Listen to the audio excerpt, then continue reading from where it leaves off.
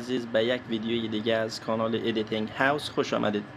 در این ویدیو دوستای عزیز قرار است یک برنامه فوق العاده کاربردی را برای شما معرفی کنم که شما از این برنامه می توانید در گوشی های اندروید خود استفاده کنید.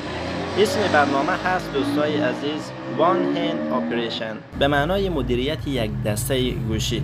دوستای عزیز برنامه را شما می توانید از طریق گلکسی استور نصب کنید روی گوشی خود، روی موبایل خود. حالا من گلکسی استور در این قسمت دارم دوستای عزیز، برای شما نشان میدم که شما چگونه میتونید برنامه را نصب کنید. در این قسمت میایین و جستجو میکنین، اینجا نوشته میکنین One Hand Operation. One Hand Operation.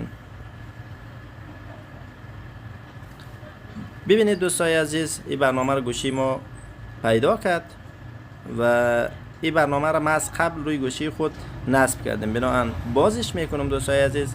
این تنظیمات خاص خود داره و با استفاده از این تنظیمات شما میتونید کاستومایز کنید که چگونه این برنامه برای شما کارکرد داشته باشه.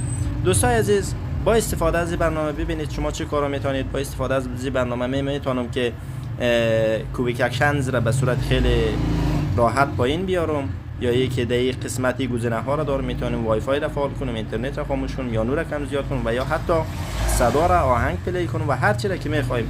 و دیگه میتونم با آسانی عکس صفحه بگیرم، به صورت مثال من این رقم به سمت بالا کش میکنم، عکس صفحه میگیرم و کارکردهای مختلف دارد. دوستای عزیز با استفاده از برنامه ها شما میتوانید سرعت کارکرد موبایل خود را چند برابر کنید.